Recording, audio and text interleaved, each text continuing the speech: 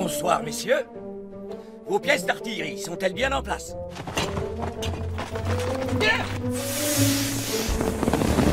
Ces gens-là, ils sont tout juste bons à allumer les réverbères.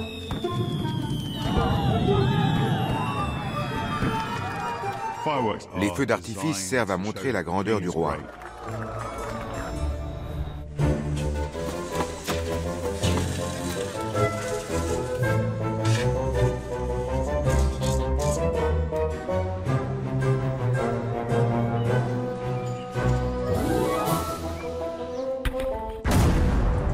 Les artificiers italiens étaient les meilleurs.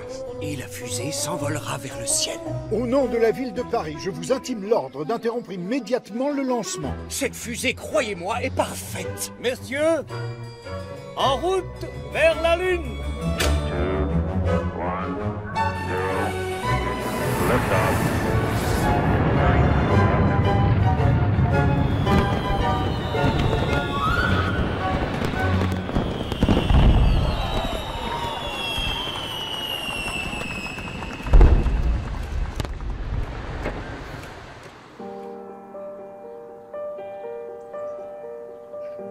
Au cœur du vignoble du Languedoc, dans un coin tranquille du sud de la France, la petite ville de Carcassonne et sa forteresse médiévale dominent la campagne avoisinante.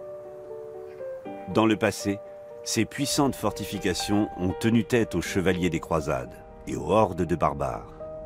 Les quelques 50 000 habitants de la cité ne perdent pas leur calme facilement, surtout en été, lorsque les horloges tournent au ralenti et que la chaleur plonge les ruelles dans une douce torpeur.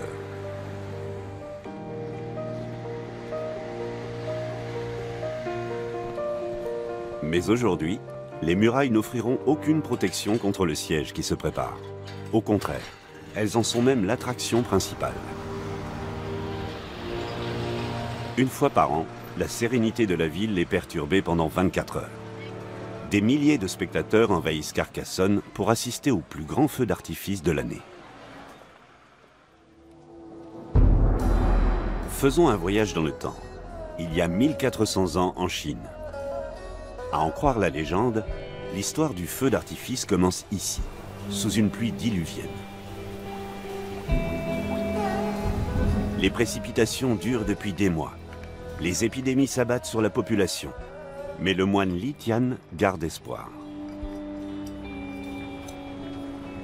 Il est persuadé de pouvoir chasser les démons qui ont ensorcelé les forces de la nature. À l'aide d'une arme secrète, il veut terroriser les mauvais esprits pour qu'ils décampent de leur plein gré en emportant la pluie avec eux. L'arme en question est un tube de bambou rempli de salpêtre, de charbon de bois et de soufre. Li Tian fabrique ainsi la première bombe de l'histoire.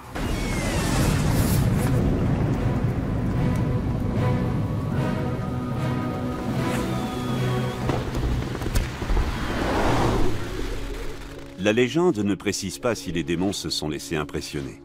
Nous savons en revanche que Li Tian était bien en avance sur son temps. Une explosion peut être une arme efficace contre les épidémies, car elle stérilise l'atmosphère. Le moine est aujourd'hui encore une figure mythique. La science n'a jamais formellement établi si la poudre était réellement une invention chinoise. Mais ici, tous les enfants connaissent la légende de Li Tian, celui qui inventa le feu d'artifice pour faire revenir le soleil.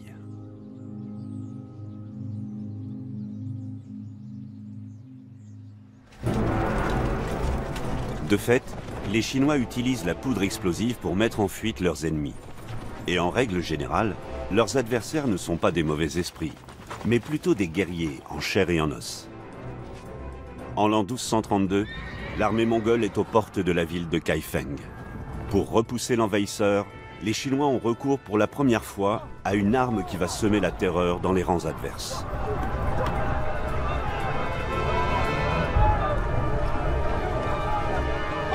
Ils mettent à feu des tubes de bambou bourrés de poudre noire et font tomber une pluie de projectiles explosifs sur leurs agresseurs. Comme par magie, les fusées s'élancent vers l'ennemi. Elles ne causent sans doute pas de réels dégâts parmi les troupes mongoles, mais leur impact psychologique est considérable. Les assiégeants sont terrorisés. Dans un premier temps, l'invasion est repoussée.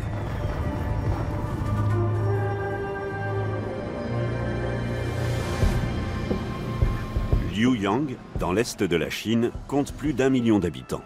Une ville de taille plutôt moyenne par rapport aux mégapoles du pays.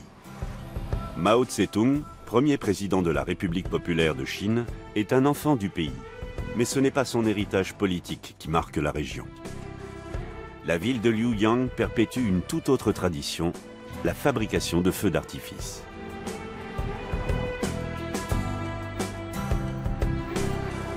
Nulle part au monde, cette industrie n'est aussi importante qu'ici.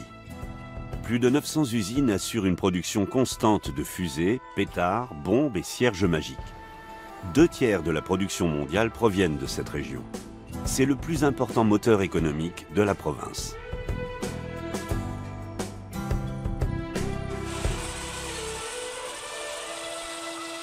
Mais derrière les clôtures et les portails sécurisés, le temps semble s'être arrêté. L'esprit des anciennes légendes souffle toujours dans les ateliers. Dans la Chine moderne, la fabrication des feux d'artifice reste un travail essentiellement manuel, comme au temps du moine Li Tian.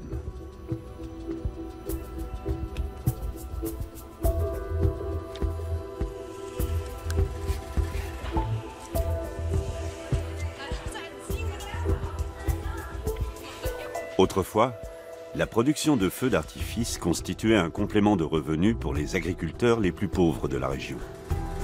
Ils fabriquaient les explosifs chez eux et les vendaient. Cette pratique est aujourd'hui interdite. Les usines de feux d'artifice de Luoyang emploient environ 300 000 personnes. Le salaire moyen de ces ouvriers est d'environ 100 € par mois. Certaines usines paient leurs collaborateurs à la pièce.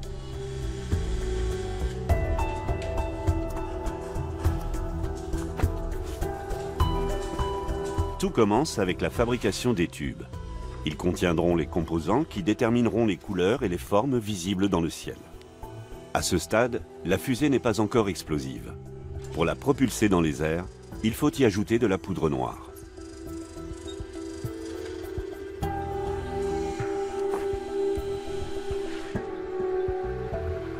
Carcassonne, 4 jours avant le grand spectacle annuel. La forteresse historique servira de décor aux feux d'artifice de tous les superlatifs. Le matériel explosif n'a pas encore été livré. L'équipe commence par installer les rampes de lancement. Voici les mortiers, à partir desquels seront tirées les fusées. Le feu d'artifice aura lieu le 14 juillet. Depuis plus de 100 ans, la ville célèbre ainsi la fête nationale. L'équipe chargée de la création et de la réalisation de ce spectacle s'appuie elle aussi sur une tradition séculaire.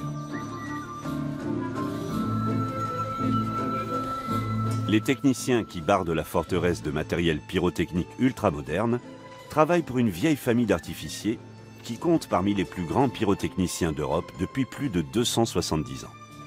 La famille Ruggieri, autrefois venue d'Italie, pour agrémenter de ses feux d'artifice la cour du roi de France.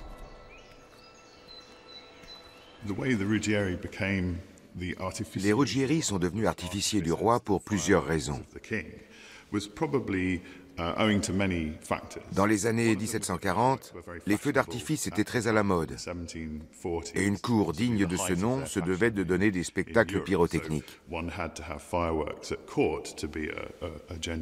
Les artificiers italiens étaient considérés comme les meilleurs d'Europe. Et donc les rois de France les faisaient venir d'Italie. Voilà comment les Ruggieri sont arrivés à Paris. Louis XV règne à la cour de Versailles. Il est l'arrière-petit-fils du roi Soleil. Et quand il s'agit de festoyer, il n'a rien à envier à son prédécesseur. Il aime les femmes, les réceptions somptueuses et les grands spectacles. Quand il entend parler des 5 frères de Bologne et de leur art nouveau de la pyrotechnie, il n'hésite pas un instant. En 1743, Louis XV nomme les Ruggieri artificiers de la cour.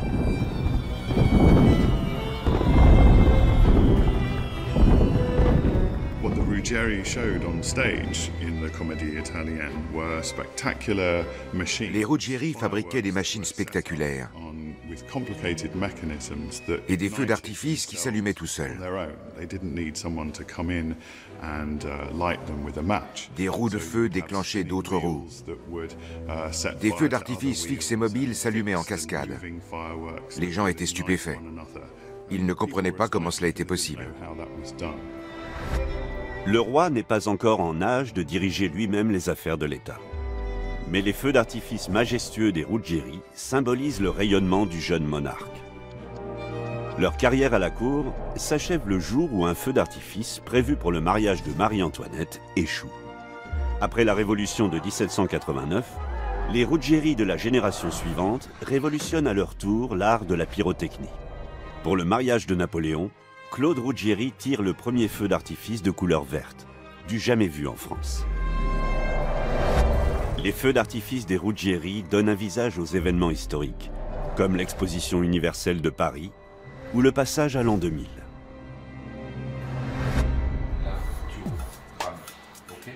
Aujourd'hui, l'entreprise n'est plus familiale, mais l'héritage de l'ancienne maison d'artificier est toujours aussi précieux. Pour le spectacle de Carcassonne, Serge Carcy et son équipe passent en revue les moindres détails de la planification. Je vais travailler les émotions.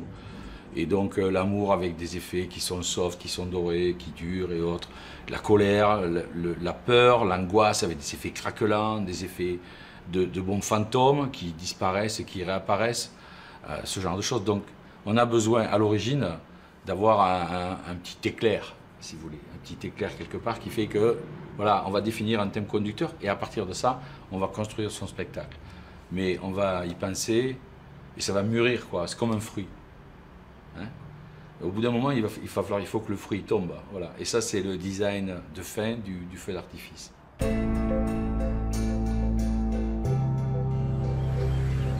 Le fruit de son travail est acheminé par camion. Les charges explosives arrivent au dernier moment.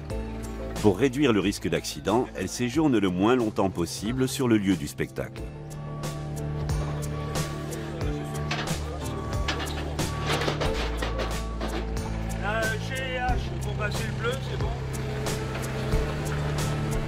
Les bâtisseurs de Carcassonne avaient fortifié leur cité pour résister à des attaques aux canons. Mais ils n'avaient pas prévu que ces canons puissent entrer dans la ville à bord d'un poids lourd.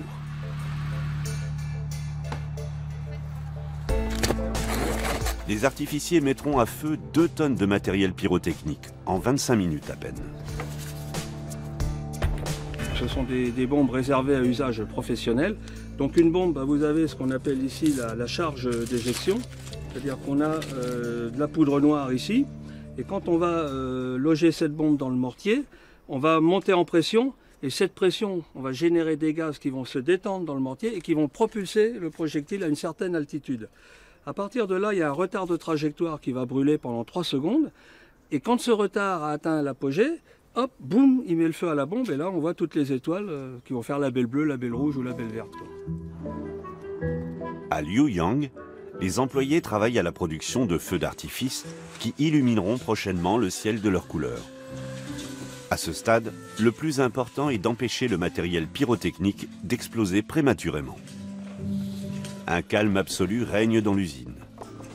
Il n'y a aucune trace de nervosité.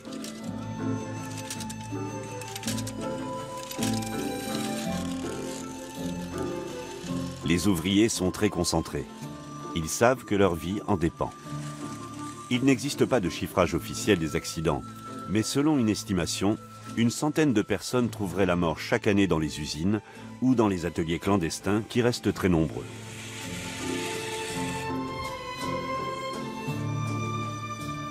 La région est idéale pour la production de feux d'artifice.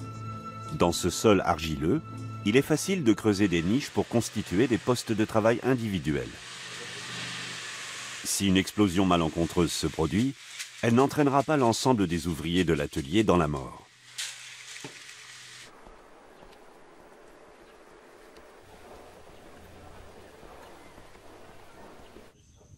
Ces sacs d'eau sont prévus pour ce genre de situation. En cas d'explosion, l'eau se déverse et empêche la propagation d'un incendie. Cette jeune femme, en revanche, n'en réchapperait pas.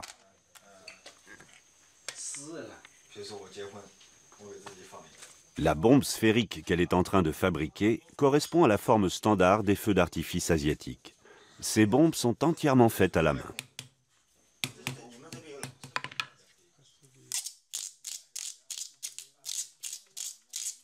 Ces ouvriers font un travail dangereux et les usines sont situées en dehors de la ville, loin des zones habitées.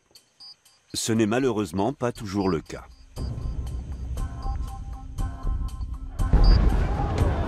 « 13 mai 2000. Dans la ville d'Enschede, aux Pays-Bas, plus d'une centaine de tonnes de matériel pyrotechnique explosent accidentellement. Elles étaient entreposées dans une zone habitée. Le bilan est catastrophique. 23 morts et 947 blessés.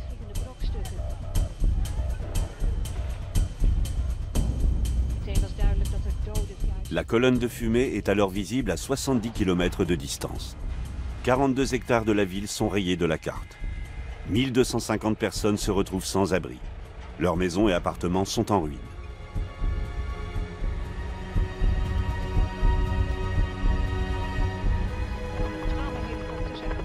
Les dégâts s'élèvent à un demi-milliard d'euros.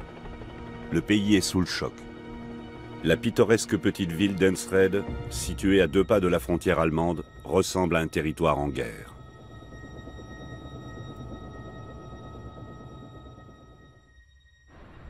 Le matériel explosif entreposé aux Pays-Bas venait de Chine. À Luoyang, la journée s'est achevée sans accident. Mais à la nuit venue, le ciel s'illumine comme lors de la Saint-Sylvestre. À la fin de chaque journée de travail, les ouvriers des différentes usines se rassemblent sur un vaste terrain en bordure du fleuve. Soir après soir, ils tirent des centaines de fusées d'essai, de feux d'artifice et de bombes sphériques.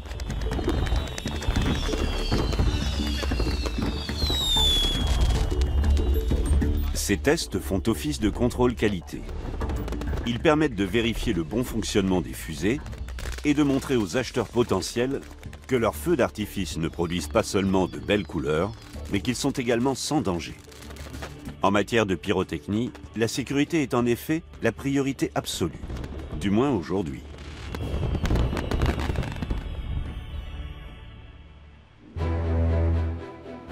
Londres 1749. Pour fêter le traité d'Aix-la-Chapelle, le roi d'Angleterre veut faire tirer le plus grand et le plus cher des feux d'artifice de tous les temps. Pour cela, il fait venir les meilleurs pyrotechniciens d'Europe. Le roi engage aussi un compositeur célèbre, Georg Friedrich Händel, qui écrit pour l'occasion sa musique pour les feux d'artifice royaux. Depuis plusieurs jours, Händel travaille avec Gaetano Ruggieri et les artificiers anglais pour mettre au point le spectacle.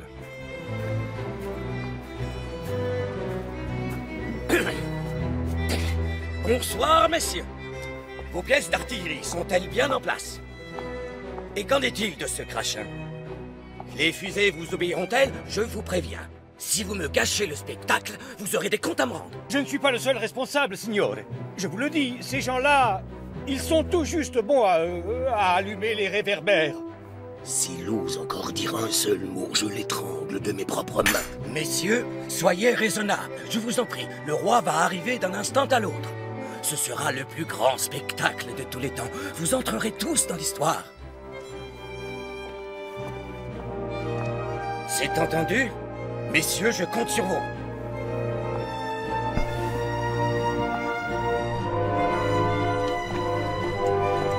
La composition de l'œuvre a donné lieu à d'âpres discussions. Händel voulait des instruments à cordes. Georges II de Grande-Bretagne préférait un orchestre de cuivre qui lui paraissait plus militaire. Peu avant le spectacle, la tension est à son comble. Entre-temps, le roi est arrivé et tout le monde est prêt à donner le meilleur de soi-même. Händel a renoncé à ses instruments à cordes. À Green Park, la représentation peut commencer.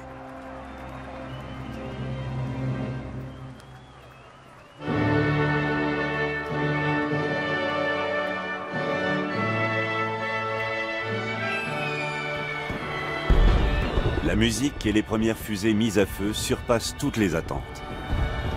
Mais très vite, Gaetano Ruggieri comprend qu'un terrible désastre se prépare.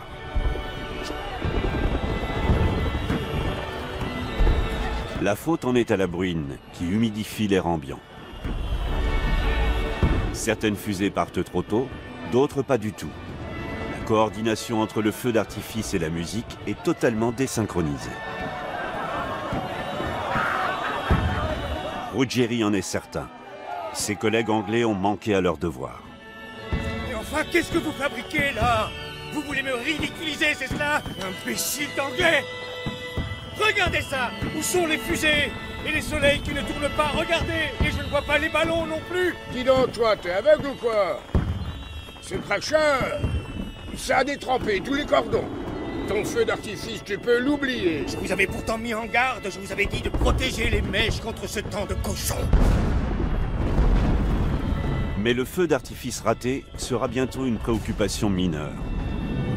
Devant les artificiers impuissants, une charge explosive retombe sur le toit du pavillon et embrase les décors du théâtre. L'incendie se propage rapidement et provoque un mouvement de panique. La musique, composée par Handel pour célébrer la paix, s'accompagne désormais d'un chaos effarant.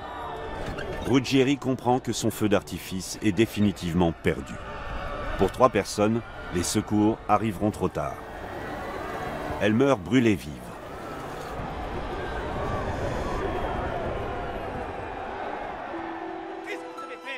Le lendemain matin, l'incendie est maîtrisé. Mais entre les artificiers, le torchon brûle toujours. Et maintenant, hein? Quelle misère! Mais qu'est-ce que tu comptes faire maintenant?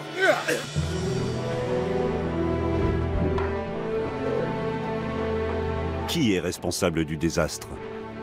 Les artificiers anglais et italiens sont à 2 doigts de régler la question à coups d'épée.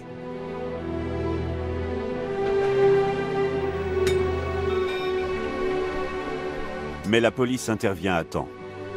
Ruggieri et ses collègues se retrouvent derrière les barreaux, où ils resteront jusqu'à ce qu'ils se soient excusés.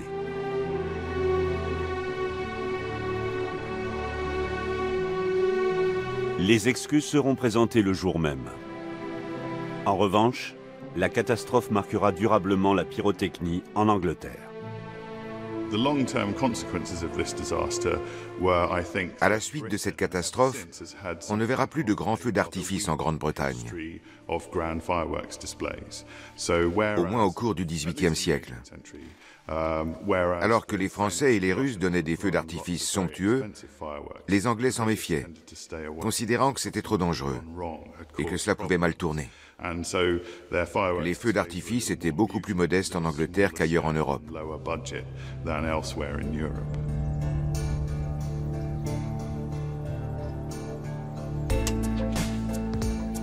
De nos jours, la pyrotechnie bénéficie de technologies modernes qui n'existaient pas il y a 265 ans. Les fusées sont commandées électriquement et la mise à feu ne se fait plus à la main. Des bandes de papier et d'aluminium servent de signal. Si elles ne sont pas déchirées après la mise à feu, les artificiers savent qu'il reste une fusée non explosée dans le mortier. Des sacs plastiques protègent le matériel contre le seul élément capable de déjouer la plus soigneuse des planifications, la météo.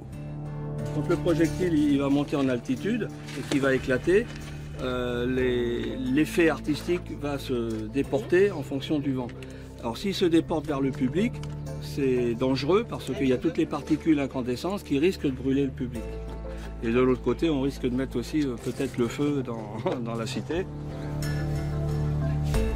Le poste de commandement de l'artificier en chef est installé en bas des murailles. Tout est centralisé ici. Le feu d'artifice sera lancé depuis cette cabine.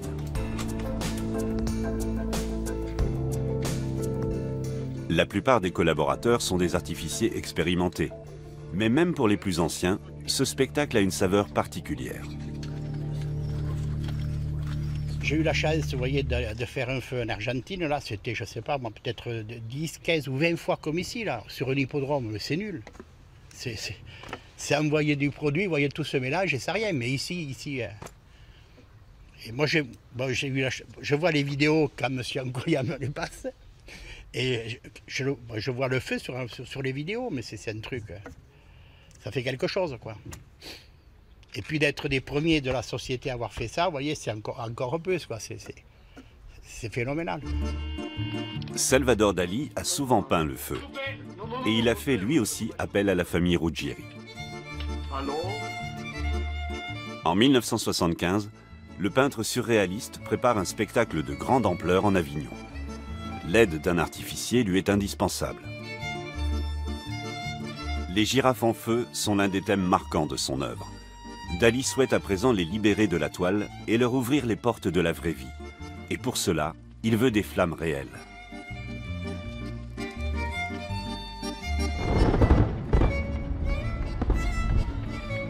Avec les artificiers, il développe un spectacle à mi-chemin entre performance et jeu de lumière, à la fin duquel les girafes brûlent joyeusement. Le feu d'artifice devient la composante d'une œuvre d'art éphémère, une idée inédite pour l'époque. Au Moyen-Âge, l'artificier n'est encore qu'un artilleur, quelqu'un qui sait manipuler les explosifs. Les anciens ouvrages d'artillerie commencent avec 12 questions destinées aux apprentis.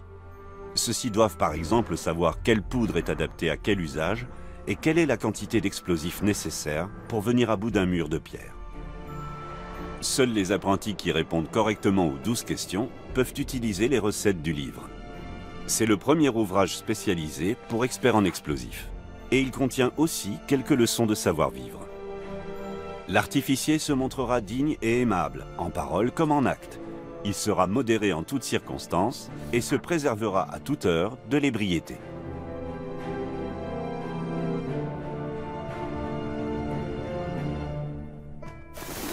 Les artilleurs sont des professionnels recherchés. De nombreux maîtres s'engagent à former des apprentis pour perpétuer les techniques de dosage du charbon de bois, du soufre et du salpêtre. Ils consignent également leur savoir par écrit. Un grand nombre de livres d'artillerie voient le jour.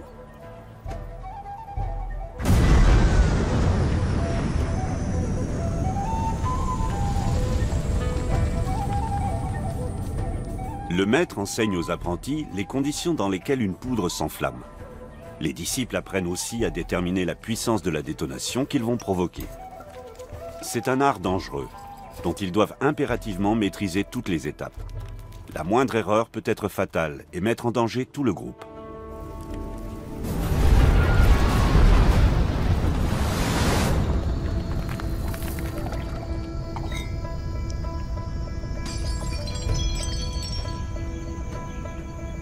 Les apprentis étudient et travaillent avec ferveur. Mais pour le maître, chaque explosion imprévue est un revers. Car en situation réelle, il doit avoir une confiance absolue en chacun des membres de son équipe.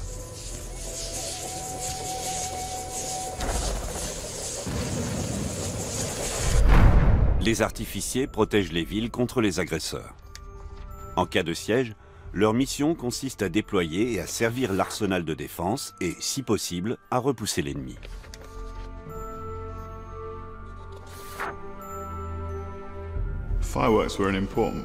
Les feux d'artifice ont longtemps fait partie de l'arsenal militaire. Au XIVe siècle, pour la première fois, on a utilisé des fusées dans le siège d'un château en Italie. Plus tard, des engins pyrotechniques de plusieurs sortes, des bombes et des grenades, ont été utilisés dans les guerres au XVIe, XVIIe et XVIIIe siècle. Mais quelques artilleurs se livrent aussi à des expériences et créent des fusées pour le simple plaisir des yeux. En marge de leur rôle militaire, ils se font un nom grâce à leurs feux d'artifice. Les artilleurs deviennent des artificiers.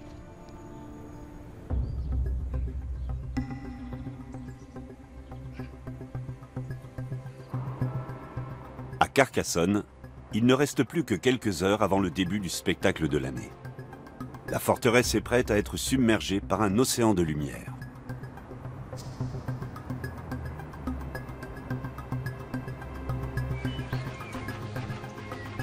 L'équipe de 35 artificiers a eu 4 jours pour tout préparer. Mais à mesure que le lancement approche, la nervosité se fait sentir. Jusqu'au bout, Claude de Vernoy, l'artificier en chef, reste concentré. Sa responsabilité est grande. La forteresse est un haut lieu historique majeur. La moindre erreur pourrait avoir des conséquences dramatiques.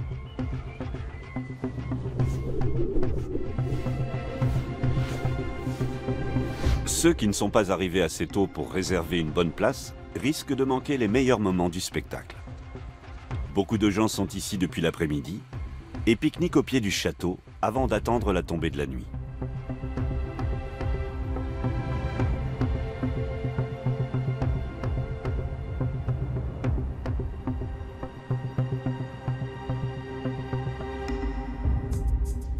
Quelques semaines plus tôt, dans les laboratoires de la société Lacroix-Ruggieri, le feu d'artifice de Carcassonne déploiera un large spectre de couleurs.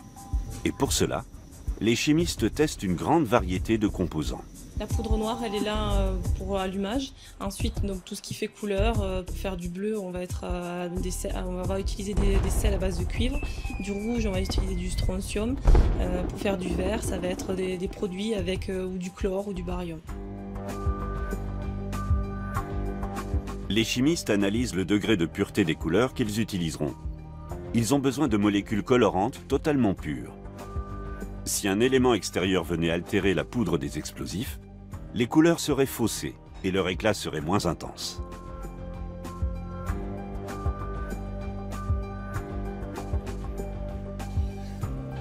Les couleurs qui pâlissent au contact du solvant contiennent des impuretés. Leur brillance dans le ciel est moindre. Ce test permet aux chimistes de vérifier l'intensité de leurs couleurs et, le cas échéant, de les rehausser avec un additif.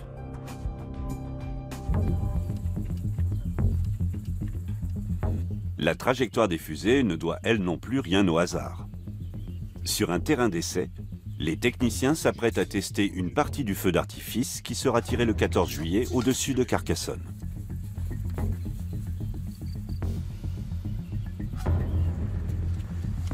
Les expériences de ce genre sont quotidiennes et chaque nouvel effet fait l'objet d'une batterie de tests. Aujourd'hui, les techniciens essaient une bombe censée produire des lignes d'étincelles après son explosion. Un ralenti extrême de 2000 images par seconde permet de visualiser ce qui vient de se passer.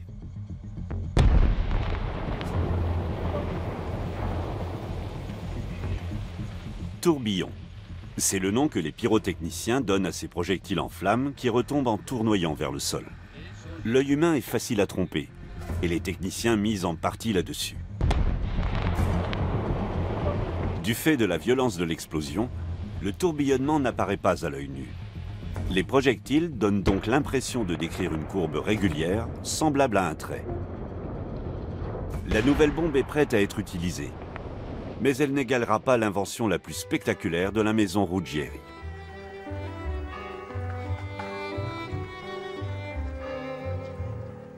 Celle-ci a tenu en haleine les habitants de Paris en 1830. Claude Ruggieri y est connu pour ses cascades audacieuses et ses feux d'artifice à couper le souffle. Mais sa dernière trouvaille dépasse tout. Une fusée géante révolutionnaire parce qu'elle emporte un être vivant.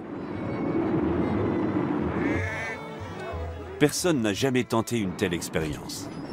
Avec Ruggieri, le mouton n'a rien à craindre. Un parachute le ramène en douceur sur la Terre. Et si les moutons peuvent voler dans le ciel, pourquoi pas un être humain ?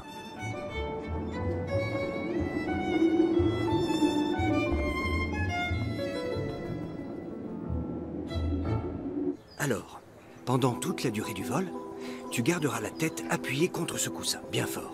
Oui, comme ça. Et tu te tiens ici, compris? Ici. Voilà, très bien.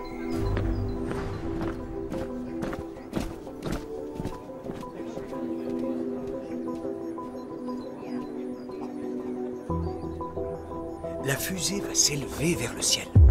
Et quand elle commencera à redescendre, n'aie pas peur surtout, ne crains rien. Le parachute s'ouvrira tout seul immédiatement. Monsieur Claude Ruggieri? Oui, c'est moi. Oh. Tenez, les papiers autorisant le décollage. Et maintenant, laissez-moi, s'il vous plaît. Donc, lorsque la fusée commencera à redescendre, le parachute s'ouvrira tout seul. Au nom de la ville de Paris, je vous intime l'ordre d'interrompre immédiatement le lancement d'une fusée habitée. J'ai là une autorisation. Vous ne savez pas lire ou quoi? Alors, cette autorisation vaut pour une personne adulte. Mais comme nous pouvons le remarquer, il s'agit là d'un enfant, non? Oui, mais je n'en savais rien. Il s'est porté volontaire suite à notre appel sans préciser son âge. Mais enfin, quelle différence cela fait-il? Cette autorisation est valable pour un adulte, pas pour un enfant. Point. Commandant, cette fusée, croyez-moi, est parfaite. Et d'ailleurs, un garçon de cet âge-là pèse moins lourd qu'un adulte. C'est un plus. Écoutez, il ne peut rien arriver. Nous ne sommes pas là pour négocier. Soit vous interrompez cette expérience et vous faites sortir ce garçon de cet engin immédiatement, soit nous vous arrêtons.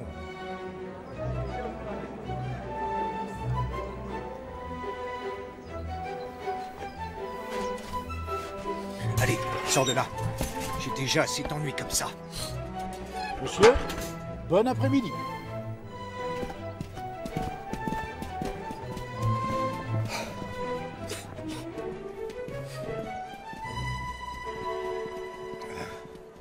Le premier vol d'une fusée habitée attendra.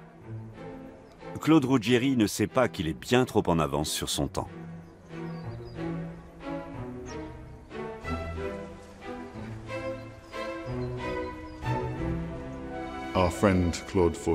Notre ami Claude Ruggieri avait inventé les premières fusées à usage militaire, les ancêtres des missiles et des fusées spatiales. Les progrès de la pyrotechnie militaire sont toujours allés de pair avec ceux des feux d'artifice.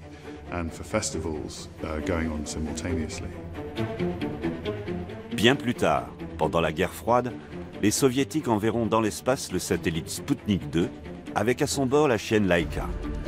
Pour la première fois, un être vivant atteindra l'orbite terrestre.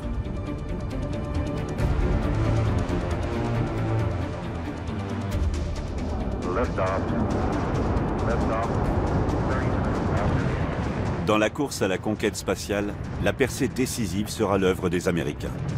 139 ans après les premières expériences de Ruggieri, Apollo 11 dépasse ses rêves les plus fous. Une fusée emporte un humain non seulement vers l'orbite, mais également sur la Lune.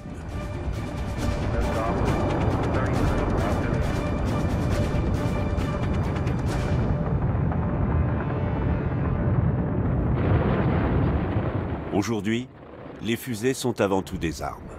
Elles sont utilisées en temps de guerre sous forme de missiles. D'autres sont employées en tant que leurres pour brouiller les radars ennemis, par exemple pour masquer la position des troupes au sol. Les fusées leurres émettent des ondes électromagnétiques, créant de faux écho-radars. Il devient ainsi impossible de distinguer les leurres des vraies cibles. Certains aéronefs utilisent une protection similaire. Un avion est localisable par la chaleur que dégagent ses réacteurs. Il existe des missiles équipés d'un système de guidage infrarouge qui les dirige vers cette source de chaleur. Mais les avions peuvent larguer des leurres thermiques qui produisent plus de chaleur que l'avion lui-même. Dans ce cas de figure, la pyrotechnie sert de camouflage.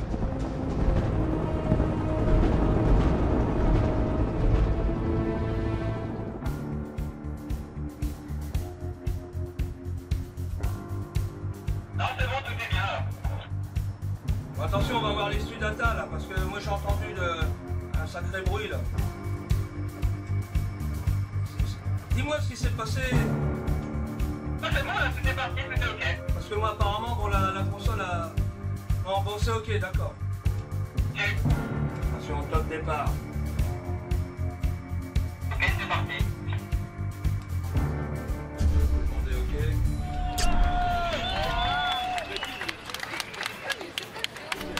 Bon, attention, armement de la console.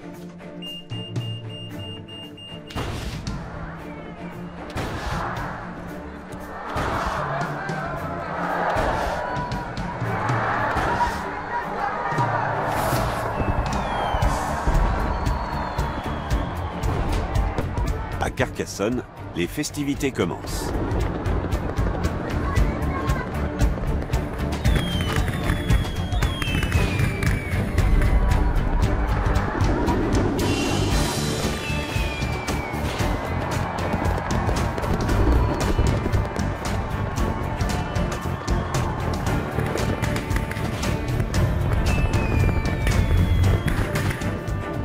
Le pouvoir de fascination d'un feu d'artifice est considérable. C'est l'occasion d'exprimer un message d'autorité et de puissance, mais aussi de s'adresser à un grand nombre de gens à la fois.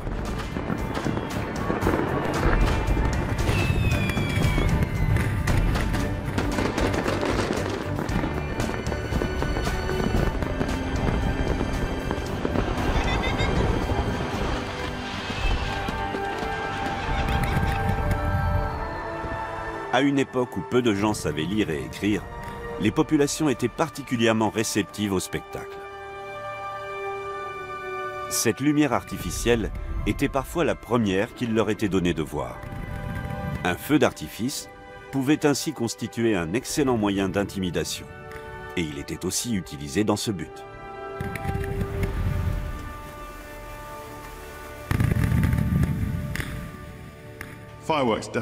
Au XVIe, XVIIe et XVIIIe siècle, les feux d'artifice ont incontestablement une fonction politique.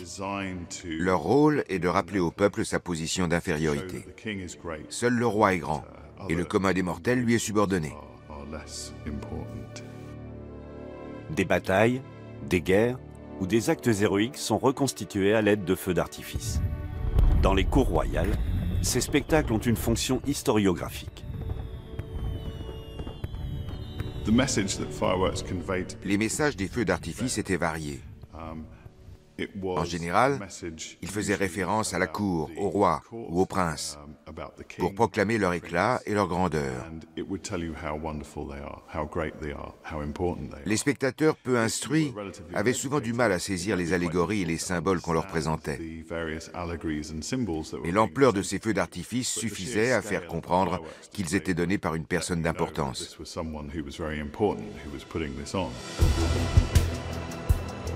À Carcassonne, l'objectif principal du feu d'artifice est de mettre en valeur la forteresse.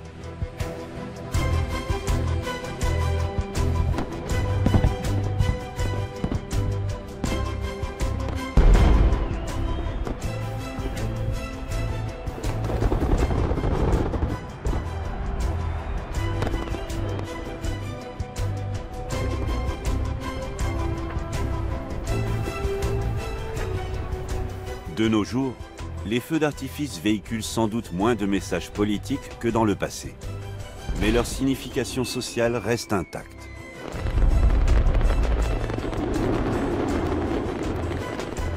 Le feu d'artifice de Carcassonne est un hommage à la Révolution française. Depuis plus d'un siècle, il rassemble chaque année des citoyens venus célébrer les valeurs fondamentales de leur nation.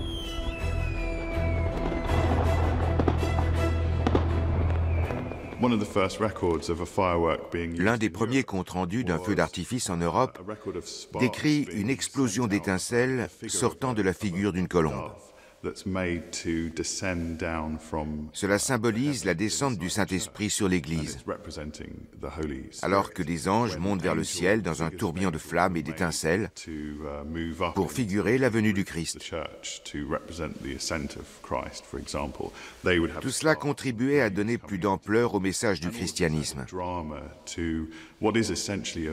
et à faciliter son enseignement au peuple. La dimension visuelle dramatisait le message et le rendait plus perceptible.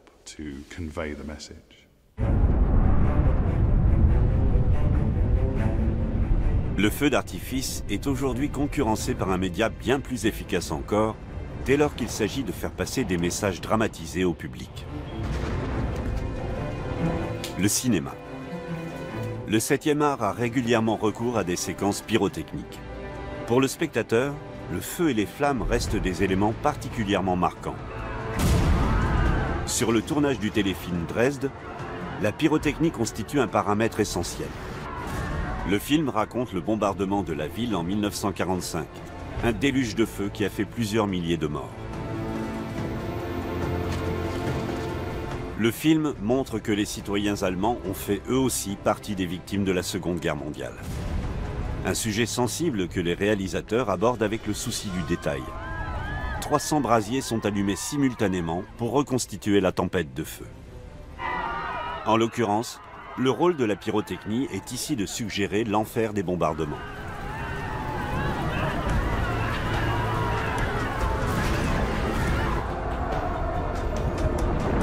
À l'écran, les feux d'artifice peuvent avoir une autre fonction. Dans le documentaire fiction Super Comet After the Impact, une pluie de météorites s'abat sur la Terre. Le réalisateur propose aux spectateurs une vision des conséquences possibles d'un tel cataclysme. Ici, les explosions ne décrivent plus un fait historique, elles créent un univers nouveau.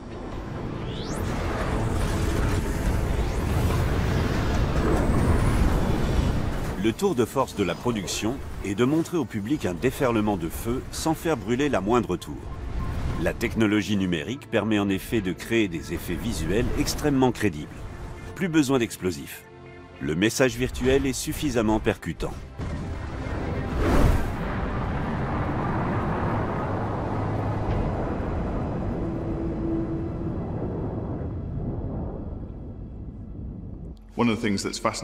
Ce qui est fascinant, c'est que les feux d'artifice ont toujours été combinés avec plusieurs médias, en faisant intervenir d'autres supports à côté de la pyrotechnie. Au début de la période moderne, c'était l'architecture, des décorations aux couleurs vives. Au XVIIIe siècle, on a introduit des lentilles, des miroirs et des lampes à gaz. Au XIXe et au XXe siècle, on utilise l'électricité, avec des lampes à arc très puissantes. Plus récemment, on a fait appel aux effets numériques et aux lasers pour rendre les feux d'artifice encore plus spectaculaires.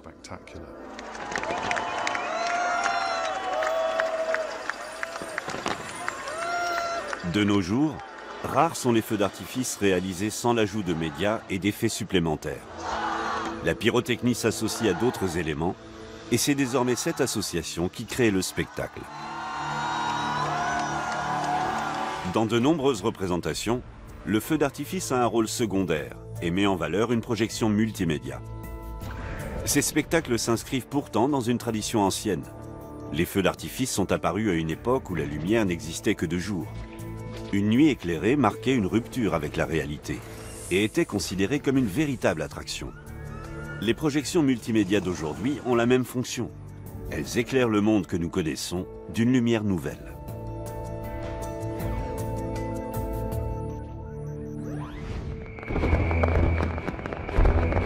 À Carcassonne, c'est l'heure du bouquet final. En 5 minutes à peine, 1 tonne de matériel pyrotechnique est mise à feu, soit 200 effets par seconde, autant que dans les 20 minutes qui ont précédé.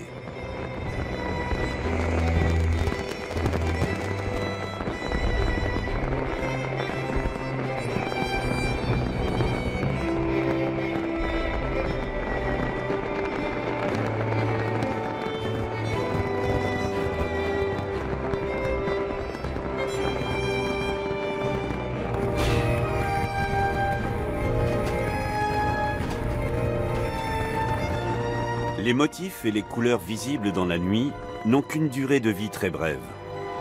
Un moment furtif, irrémédiablement perdu pour les absents.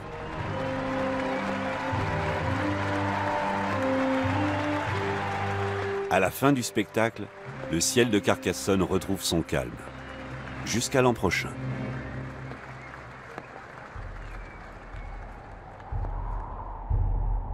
Mais les maîtres du feu d'artifice restent les Chinois. Du moins dans les légendes. Voici l'histoire presque vraie d'un maître du Moyen-Âge qui rêvait d'un voyage très particulier. Un beau jour, il rassembla ses disciples autour de lui. Il était prêt à s'élancer et avait besoin d'eux pour donner le départ. Excusez, maître. J'ai été retenu. Tout va bien. Messieurs, en route vers la Lune.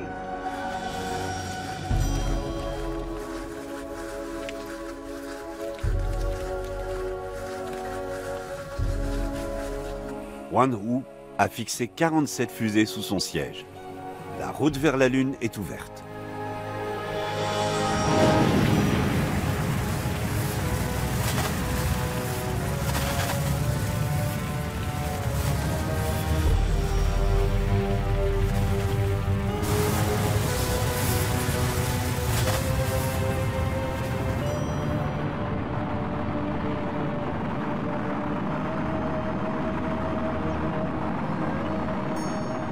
Une fois les fumées dissipées, Wan Hu avait disparu.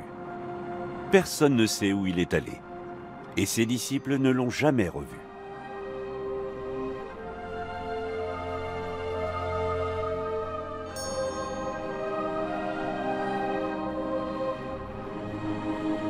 Dans l'infini du cosmos, là où le temps et l'espace n'ont plus de signification, il est peut-être toujours en route et poursuit aujourd'hui encore son long voyage vers la Lune.